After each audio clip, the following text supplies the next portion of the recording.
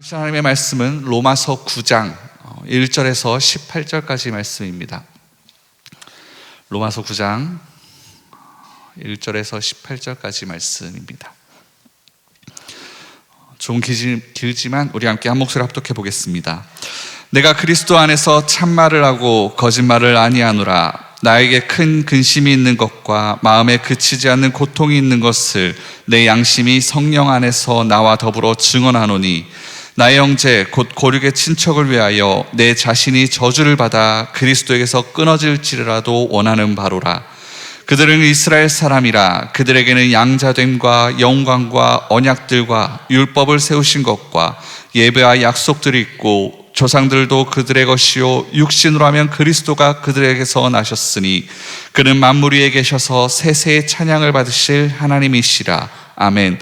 그러나 하나님의 말씀이 폐하여진 것 같지 않도다. 이스라엘에서 난 그들이 다 이스라엘이 아니요 또한 아브라함의 씨가 다 그의 자녀가 아니라 오직 이삭으로부터 난 자라야 내 씨라 불리리라 하셨으니, 곧 육신의 자녀가 하나님의 자녀가 아니요 오직 약속의 자녀가 씨로 여기심을 받느니라.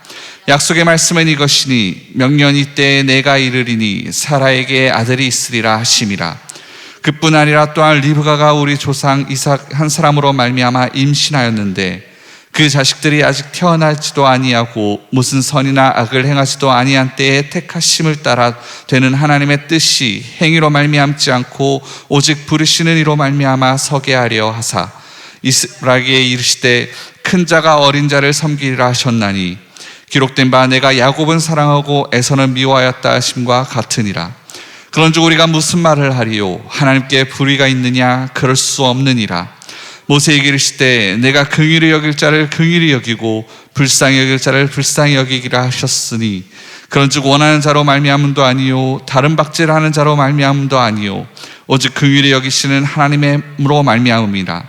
성경이 바로에게 이르시되 내가 이 일을 위하여 너를 세웠으니 곧 너로 말미암아 내 능력을 보이고 내 이름이 온 땅에 전파되게 하려 함이라 하셨으니, 그런즉 하나님께서 하고자 하시는 자를 긍휼히 여기시고 하고자 하시는 자를 완악하게 하시느니라. 아멘. 로마서 전체 이제 구조를 보면은 사실 어제까지 봤던 8장까지는 그 전체의 서론에 이제 불과합니다. 9장부터 11장까지가 로마서의 실질적인 본론이라 할 수 있는데, 그럼 이제 로마서 1장부터 8장의 내용은 우리가 이미 보았습니다. 어떤 내용이냐면은 어떻게 구원을 받을 수 있는가, 구원이란 무엇인가, 그리고 어떻게 구원을 얻을 수 있는가 하는 그런 구원론에 대한 내용들을 이제 8장까지 얘기를 했습니다. 그럼 9장부터 11장까지는 어떤 내용이냐면은, 그럼 그 구원이 한 개인에게 그치는 것이 아니라 어떻게 전 인류에게 그것이 적용되어지고 온 우주가 그렇게 구원으로 완성이 되어질 수 있는가, 그 어떤 하나님의 비밀이 어떻게 숨어져 있는가, 그것에 대한 내용을 이제 9장부터 11장까지 바울이 다루게 됩니다. 결국 이 로마서는 일능자로 하여금 구원을 얻도록 하기 위해서 쓰여졌습니다. 지옥에 가야 할 존재가 어떻게 천국에 갈 수 있는가라는 굉장히 중요한 문제를 다루고 있는데, 죄인은 천국에 들어가기 위해서 완전한 의, 하나님 수준에서 하나님께서 요구하시는 그런 하나님 수준의 의가, 하나님의 의가 이제 필요가 되어집니다. 그런데 그 의는 인간의 노력으로, 인간의 방법으로 얻을 수 있는 의가 아닙니다. 그렇기에 하나님께서는 예수님을 우리 가운데 인류에게 보내주셨고, 그 예수님을 믿는 것으로 하여금 하나님께서는 우리를 의롭다 칭해주기로 작정하셨습니다. 하나님으로 말미암아, 하나님께서 주신 예수님으로 말미암아 하나님의 의가 우리에게 주어진다라는 겁니다. 그래서 우리가 봐온 대로 1장부터 8장의 내용은 유대인이나 이방인이나 할 것 없이 모두 인간에게는 하나님의 의가 있지 않다, 의가 없다라고 말을 합니다. 유대인은 율법을 가지고 있었으나 그럼에도 그들에게는 하나님의 의가 없다라고 이야기하고 있고, 또 이방인 역시 의로운 사람이 아무도 없다, 하나님의 의를 가진 자가 없다. 그래서 이방인이나 유대인이나 할 것 없이 모두가 멸망할 수밖에 없는, 지옥에 갈 수밖에 없는 존재이다, 진노의 자식들이다, 그렇게 이제 선포를 합니다. 그럼에도 불구하고 이 죄인들에게 좋은 소식이 있으니, 그것이 뭐냐면은 하나님께서 죄인들을 위해서 하나님의 의를 준비해 주셨다라는 것입니다. 하나님은 독생자 예수 그리스도를 이 땅 가운데 보내셔서 율법을 모두 다 완성케 하셨습니다. 그리고 그 하나님께서는 예수님을 향하여 완전한 의, 하나님의 의를 예수님을 통하여 준비해 놓으셨습니다. 그래서 그 그리스도를, 예수님을 구주로 믿는 모든 이들에게 하나님은 그 의를 그 사람에게 나누어 주신다라는 것입니다. 그래서 사람이 노력으로 천국에 들어갈 수 없지만 이렇게 하나님이 준비해 주신 이 예수님, 그 예수님을 믿으면 하나님의 의가 그에게 주어지게 되고 그 선물로 받은 하나님의 의를 가지고 천국을 향해서 나아갈 수 있다라는 것, 그것이 바로 복음입니다. 그런데 그런 복음이 선포되었음에도 불구하고 이스라엘 백성들이 그렇게 하나님께 선택받아서 선민으로서 그렇게 이 땅 가운데 살아가는 특권을 누리며 있음에도 불구하고 자신들이 여전히 스스로 그 의를 통해서, 의를 이룸을 통해서 천국에 들어갈 수 있다라고 믿는 그런 잘못된 방식을 계속해서 그들이 믿고 있었습니다. 유대인들이 하나님의 택하심을 받은 백성들이고 또 예수님이 유대인으로 나셨지만, 그러나 그들 정작 그 유대인들은 예수님으로부터 오는 하나님의 의를 거절하고 스스로 자신들의 율법을 지키면서 하나님의 의를 이룰 수 있다고, 하나님의 의를 우리가 그렇게 율법이라는 행위를 통해서 가질 수 있다고 믿어왔습니다. 그런데 오늘 읽은 본문 로마서 9장은 왜 이스라엘이 그런 예수님을 믿지 않는가, 하나님이 주신 의인 예수님을 왜 믿지 않는가, 왜 하나님의 의를 받아들이지 않는가에 대한 내용을 다루기 위해서 이제 바울이 말씀을 시작하고 있는 겁니다. 근데 분명 우리가 어제 본 대로 사도 바울이 얘기하기를 예수님을 만난 그 후에 그 영광 가운데, 그 기쁨 가운데, 그 사랑의 감격 가운데 그가 젖어 있었습니다. 그러면서 그 사랑으로부터 우리를 끊을 수 있는 것이 아무것도 없다라면서 하나님께 막 영광을 돌리고 그런 엄청난 감격 가운데 사로잡혀 있었는데, 근데 9장으로 넘어오자마자 그 사랑의 감격이 사라지고 지금 바울은 말할 수 없는 고통 가운데 자신이 있다라고 이제 선포를 합니다. 그것은 어떤 고통이냐면은 자신의 동족이고 고륙 친척인 이 이스라엘이 그리스도를 거절하고 있는 데서 오는 그러한 고통이 이 바울에게 있었습니다. 당시 이제 이 로마서를, 이 편지를 받는 이 로마 교회는 두 공동체가 있었는데 유대인과 이방인들이 공존을 하고 있었습니다. 그래서 이 두 공동체가 가지고 있는 그 가치관에서 오는 충돌이 그 교회 가운데 계속해서 있었는데, 근데 8장까지 이제 이 바울이 했던 그 얘기들을 자세히 보면은 유대인들을 거부하고 이방인들을 지지하는 듯한 그런 뉘앙스로 말씀이 보여집니다.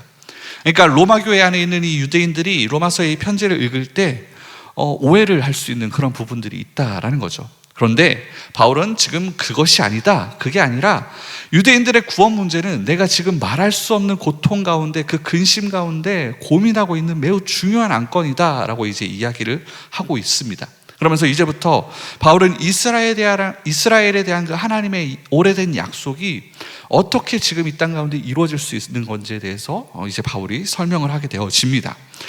먼저는 이러한 질문이 생기는데, 어제 말씀에도 보았듯이 하나님의 사랑으로부터 우리를 끊어낼 수 있는 것은 아무것도 없습니다. 하나님의 사랑에서 우리를 끊어낼 것은 없습니다. 그런데 그런 하나님의 사랑을 오래전부터 받아왔던 이스라엘, 동족 이스라엘이 예수님을 거절한 채 그들에게 원래 주어졌던 이방인들의 빛이요 제사장 나라로서의 사명을 이해하지 못하면서 계속해서 구원으로부터 멀어져 있는 모습을 바울이 보게 됩니다. 많은 축복을 받았음에도 이방의 빛이 되는 그 사명을 망각한 채 특권에만 취해서 계속해서 약속하신 그 하나님의 약속 가운데 나아가지 못하고 계속 멸망의 길을 걷고 있는 그 이스라엘을 바울이 보게 됩니다. 그래서 이러한 질문이 생겨집니다. 이스라엘에게 약속하셨던 그 하나님의 언약은, 하나님의 약속은 깨어졌는가? 그 약속이 취소되었는가? 이스라엘을 구원하시려는 하나님의 계획은 정녕 실패로 끝이 났는가? 그런 질문이 생겨지게 되는 거죠. 그리고 바울은 이런 질문 속에서 고통하면서 근심 가운데 정말 진심으로 자신의 동족 이스라엘을 위해서 기도합니다. 그 말씀이 오늘 본문의 앞부분에 나와 있는데, 나의 형제 곧 고륙 친척을 위하여 내 자신이 저주를 받아 그리스도에게서 끊어질지라도 원하는 바로라. 바울이 그렇게 지금 얘기를 합니다. 이러한 바울의 기도는 자신의 고륙 친척인 이 유대인을 정말 생명처럼 사랑하고 있다는 것을 보여줍니다. 마음 깊이 그들을 정말 사랑하고 있고 그들의 구원을 위해서라면은 내가 저주를 받는다 하더라도, 사실 그 저주가 임하기는 않겠지만 그러한다 하더라도 목숨을 바꿔서라도 그것이 아깝지 않다, 그렇게 바울은 지금 선포를 하고 있습니다. 우리도 역시 이 시대에 이런 바울과 같은 존재가 되어야 될 줄 믿습니다. 다른 사람들의 구원의 문제를 여러분 이렇게 고민해 보신 적 있으십니까? 믿지 않는 가족과 친척을 가진 사람이라 하면은 이와 비슷한 고통을 느껴본 적이 있으실 겁니다. 이러한 근심은 우리 성도들의 고통인 동시에 우리 안에 거하시는 성령님의 근심이기도 합니다. 그들의 구원을 향한 그 애틋한 마음이 성령의 근심함으로부터 우리를 통하여 나타나게 되어지는 것이죠. 하나님은 그 영혼을 위한 기도를 반드시 응답하실 줄 믿습니다. 우리가 그를 향해서 정말 우리가 애틋한 마음으로 내가 그것에서부터 하나님으로부터 끊어진다 하더라도 그가 구원받기를 원한다라는 그러한 마음으로 기도한다면 하나님께서 분명 응답하실 줄 믿습니다. 아무튼 바울이 그렇게 민족을 위해서 기도하다가 하나님의 마음을 깨닫게 됩니다. 유대인의 구원을 향하신 하나님의 섭리를 그가 깨닫게 됩니다. 그래서 본문 4절과 5절에 보면은 바울은 먼저 이스라엘이 하나님께 받은 특별한 은혜가 있다라는 것을 얘기하면서 그 은혜에 대해서 대략 8가지 정도를 얘기를 합니다. 먼저는 그들에게 양자됨이 있습니다. 먼저 이스라엘 민족은 하나님의 양자입니다. 모든 민족 중에서 하나님은 이스라엘을 택하여서 하나님께서는 그들을 당신의 아들 삼으셨습니다. 이런 어떠한 민족도 누릴 수 없었던 특별한 사랑이고 특별한 은혜입니다. 그리고 영광이 있다라고 하는데 어떤 영광이면은 하나님께서 그들 가운데 임재하셨습니다. 임재의 영광이 그들 가운데 있었습니다. 하나님께서 계속해서 그들과 함께 동행하시면서 만나주시는 영광이 이스라엘 가운데 있었다라는 겁니다.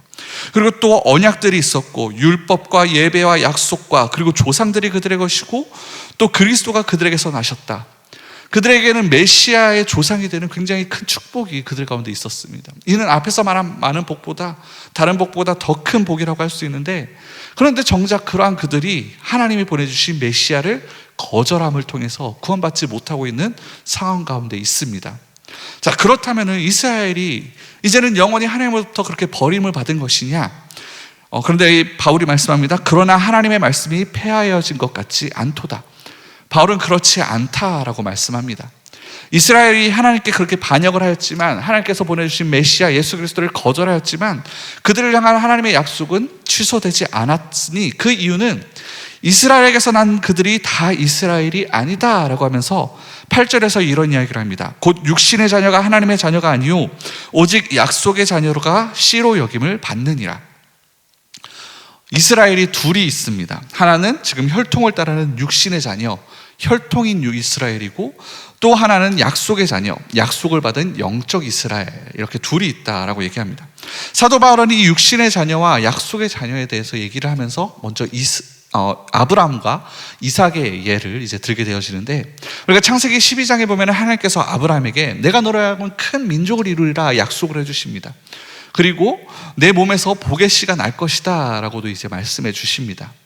그로부터 이제 10년이 지났는데 그럼에도 아브라함과 이제 사라는 아이가 생기지 않습니다. 그래서 결국 어떻게 하면 그들이 인간적인 방법을 택하게 되어지죠. 아브라함이 사라의 몸종인 이 하갈을 통해서 아기를 낳게 됩니다. 그리고 이 아기의 이름이 이스마엘인데, 그렇다면 질문 드려볼 것은 이 이스마엘이 하나님께서 약속하신 그 약속의 자녀가 맞습니까?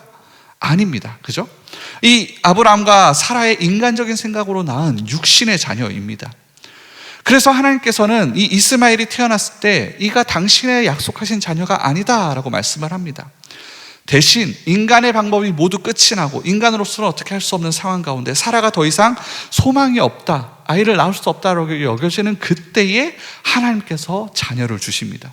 그것이 이제 약속의 자녀이고 그가 이삭입니다.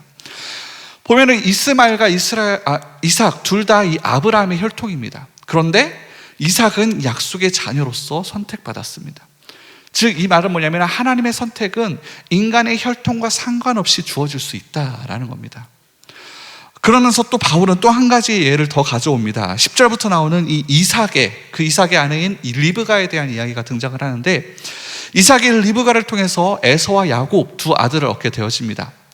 앞에서 봤던 이스마엘과 이삭과는 다르게 같은 아버지 그리고 같은 어머니에게서 난 쌍둥이입니다. 그런데 하나님께서 오늘 본문 13절에 보면 이런 말씀을 하셨던 적이 있습니다. 내가 야곱은 사랑하고 에서는 미워해야 했다. 갑자기 하나님께서 편애를 하십니다.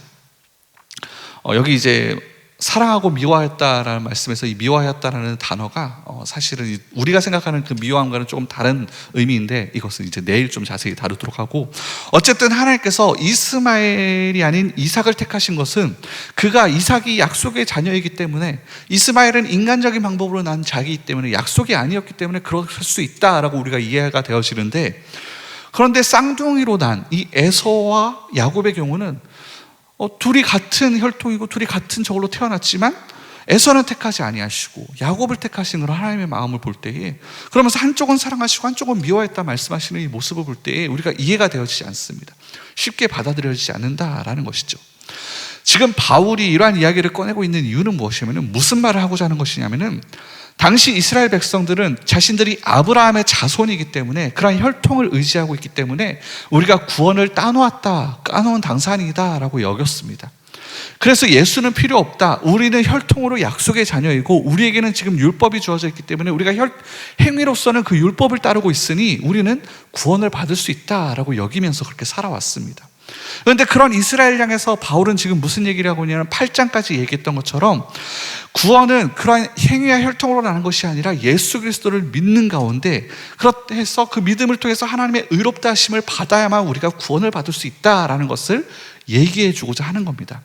그래서 지금 바울은 9장에서 이스라엘 민족에 대한 이 이야기를 풀어가는 중에, 하나님께서 어떠한 큰 목적이 있으셔서 이스라엘을 선택하셨고 이스라엘을 통해서 일을 하셨다라는 것을 말하려고 하는 중입니다. 그 맥락 속에서 육신의 자녀와 이 약속의 자녀에 대한 이야기가 나오고 있는 것이고, 그 예로 이스마엘과 이삭, 그리고 에서와 야곱의 이야기가 나오고 있는 중입니다. 이스마엘과 이삭을 두고 하나님의 선택이 혈통과 상관없는 것이다 라는 것을 이야기하고 있다라면은, 이 에서와 야곱의 예를 통해서 인간의 어떤 행위도 이 하나님의 선택과 일하심에는 상관이 없다라는 것을 말하고자 하는 것입니다. 그러면서 바울은 이 얘기들을 꺼내고 있는 겁니다. 즉, 다시 정리하자면은, 유대인들이 가지고 있는 그 특권에도 불구하고, 하나님의 택하심을 받았던 그 특권에도 불구하고 하나님의 참 백성이 되어지는 것, 하나님의 구원받은 백성이 되어지는 것은 인간적인 조건, 즉 혈통이나 행위 여부에 상관없이 전적으로 하나님의 은혜로 주어지는 것, 하나님의 전적인 주권적인 일하심으로 우리 가운데 이루어지는 것이다 라고 바울이 지금 말하려고 한다라는 겁니다. 하나님은 유대인을 많은 다른 나라 사람들과는 정말 구별하셔서 선택하셨습니다. 이것은 사실입니다. 그런데 그 선택하심이 유대인이 특별히 뛰어난 민족이기 때문에 그러하신 것이 아닙니다. 유대인들이 그들이 정말 하나님의 어떤 선택을 받은 것은 그들이 정말 뛰어나서 하나님의 어떤 의가 그들 가운데 있어서 그러한 일을 행하신 것이 아닙니다. 그들이 강하고 그들의 사람들이 많고 그러하기 때문에 그들이 선택을 받은 것이 아닙니다. 오직 그들을 통해서 일하고자 하셨던 하나님의 주권적인 선택, 하나님의 마음이 있었기 때문에 그러한 일이 일어났다라는 것이죠. 그런데 그 선택받음에 대한 특권의식 속에서 유대인들은 우리에게 주어진 이 율법을 지키는 것이 우리가 하나님 앞에 나아갈 수 있는 방법이다라고 계속해서 여겨왔습니다. 그러나 오직 선택하지 못했던 그 이방인들이 하나님의 의를 얻게 되는 것을 보게 되어집니다. 신약시대로 오면서 예수님을 통해서 죄인이라고 여겨졌던, 선택받지 못했다라고 생각했던 그 이방인들이 갑자기 예수님을 믿음을 통해서 의롭다 여기심을 받는 것을 보게 되어집니다. 그러한 일이 일어나기 시작하니까 이것이 도대체 어떤 일인가? 그러면서도 계속해서 그들이 여전히 행위를 벗어나지 못한 모습 가운데 살아가게 됩니다. 그러면서 자신들이 지키고 있는 이 율법을 통해서, 우리의 행위를 통해서 무죄 선고를 받을 수 있다라고 생각을 했습니다. 그래서 1500년 동안 율법을 지키는 그런 노력들을 계속해서 유대인들이 이어왔는데, 그 유대인들의 그런 노력이 어떻게 이제 설명이 되어지냐면, 그 결론이 어떻게 나냐면, 우리가 보았던 로마서 3장 10절의 말씀처럼 의인은 없나니 하나도 없다라는 것입니다. 또 3장 23절의 말씀처럼 모든 사람이 죄를 범하였으며 하나님의 영광에 이르지 못하였다. 그것이 그들의 행위의 결론이었다라는 것입니다. 이것은 우리에게도 마찬가지입니다. 구원 사건은 예수님을 믿는 믿음으로 인하여 그 예수님의 의가 우리 가운데 오는 것입니다. 즉 예수님이 한 그 일하심으로부터 무죄 선고를 받게 되어진다라는 것입니다. 행위가 아닙니다. 우리의 어떤 일함이 아닙니다. 믿는 부모의 어떤 자녀라는 그런 혈통으로부터 나는 것도 아닙니다. 오직 예수 그리스도 외에는 구원의 길이 우리 가운데 주어진 것이 없습니다. 이것을 기억하시기 바랍니다. 그리고 그것을 오직 은혜로 받기에 우리는 이 놀라운 은혜를 베푸신 하나님을 계속해서 찬양하고 예배함 가운데 살아가야 합니다.